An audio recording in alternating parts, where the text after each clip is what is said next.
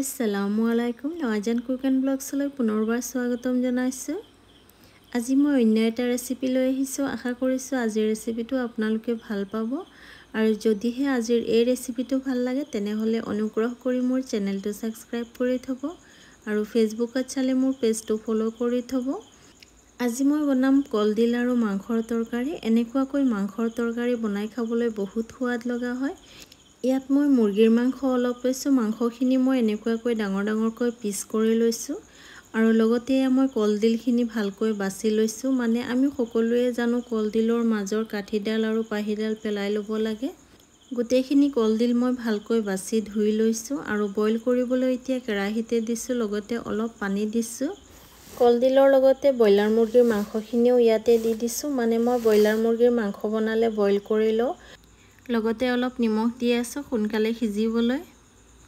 অলপ হালধি পাউডাৰ দিছোঁ। কলডিলখিনি বইল কৰি লোৱাৰ পিছত মানে অলপ ক'লা যেন লাগে, সেইটো কাৰণে হালধি পাউডাৰ অলপ দিলে মানে ক'লা ৰংটো নাইকিয়া হৈ যায়, সেইটো কাৰণে দিলোঁ। আৰু এতিয়া অলপ সময়ৰ কাৰণে ঢাকনখন লগাই দিছিলোঁ। এয়া বইল কৰি লোৱা হৈ গৈছে। খৰাহীতে ঢালি লৈছোঁ। এতিয়া মই মিক্সিৰ সহায়ত পিচি ল'ম এইখিনি।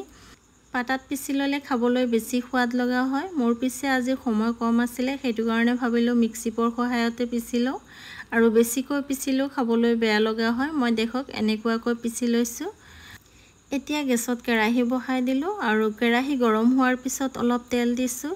তেলখিনি গৰম হোৱাৰ পিছত মই মাংসখিনি ভাজিবলৈ দি দিলোঁ। লগতে অলপ নিমখ দি আছোঁ আৰু জলকীয়া আৰু হালধি পাউডাৰ অলপ দিছোঁ। মানে জলকীয়া আৰু হালধি পাউডাৰ দিলে ৰংটো অলপ ধুনীয়া হয়। এনেকুৱাকৈ ৰঙাকৈ ভাজি লৈছোঁ আৰু এতিয়া মাংসখিনি উঠাই প্লেটতে ৰাখি দি আছোঁ। সৰু বাটিৰে এবাটি পিঁয়াজ মই পাতলকৈ কাটি ৰাখিছিলোঁ। পিঁয়াজখিনিও ঢালি দিলোঁ ৰৈ যোৱা তেলতে। পিঁয়াজখিনি ৰঙচুৱাকৈ ভাজি লোৱা হৈ গৈছে। এতিয়া নহৰু দিছোঁ বেছি আধা চামুচ আৰু লগতে আদা দিছোঁ। মানে নহৰুতকৈ অলপ কমকৈ দিছোঁ আদা, আৰু আদা নহৰু গোন্ধ নোযোৱালৈকে ভালকৈ ভাজি লৈ আছোঁ। আদা নহৰুখিনি ভাজি লোৱাৰ পিছত মই অলপ পানী দিলোঁ মছলা পাউডাৰখিনি ব্যৱহাৰ কৰিবলৈ। সোৱাদ অনুযায়ী নিমখ দিছোঁ, জলকীয়া পাউডাৰ এচামুচ দিছোঁ, হালধি পাউডাৰ বেছি আধা চামুচ দিছোঁ আৰু লগতে জিৰা ধনিয়াৰ পাউডাৰো আধা চামুচকৈ দিলোঁ। মছলাখিনি ভালকৈ মিক্স কৰি লৈ আছোঁ আৰু অলপ সময়ৰ কাৰণে ঢাকনখন লগাই দিম, মানে মছলাখিনি ভালকৈ ভুনি ল'বলৈ। আৰু এই অলপ সময় পিছতে ঢাকনখন আঁতৰাই দিলোঁ। মছলাখিনিও ভালকৈ ভুনি লোৱা হৈ গৈছে। অলপ লৰাই দি আছোঁ। এতিয়া ভাজি ৰখা মাংসখিনিও ঢালি দিছোঁ আৰু মাংসখিনি মছলাৰ লগত অলপ সময় ভাজি ল'ম। মাংসখিনি অলপ সময় ভাজি ল'লে মানে মাংসৰ ভিতৰলৈকে মছলাখিনি যায় আৰু খাবলৈ বহুত সোৱাদ লগা হয়। এতিয়া অলপ সময়ৰ কাৰণে ঢাকনখন লগাই দিম। গেছৰ জুই ল' মিডিয়াম হিটৰ মাজত আছে আৰু অলপ সময় পিছতে ঢাকনখন আঁতৰাই দিলোঁ। এতিয়া কলডিলখিনিও দি দিছোঁ। কলডিলখিনি দিয়াৰ পিছত ভালকৈ লৰাই দিব লাগিব। মানে অলপ সময় লৈ লৰাই থাকিব লাগিব, তেতিয়াহে মানে চাৰিওফালে কলডিলখিনিত মানে মছলা লাগিব। সেইটো কাৰণে অলপ সময় লৈ ভালকৈ লৰাই দিব লাগিব। আৰু মই ভালকৈ লৰাই দিলোঁ।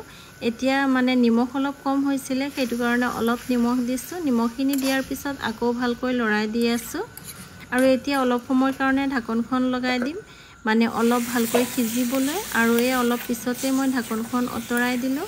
গেছৰ জুই মই ল' আৰু মিডিয়াম হিটৰ মাজতে ৰাখিছোঁ। কলডিলখিনি তলত লাগি গ'লে আকৌ খাবলৈ ভাল নালাগিব, সেইটো কাৰণে মানে অলপ পিছে মই লৰাই দি আছোঁ। আৰু এতিয়া আকৌ অলপ সময়ৰ কাৰণে ঢাকনখন লগাই দিছোঁ। অলপ সময় পিছতে ঢাকনখন আঁতৰাই দিলোঁ আৰু দেখক কলডিলৰ পৰা মানে এক্সট্ৰা তেলখিনি কিমান ধুনীয়াকৈ ওলাই গৈছে।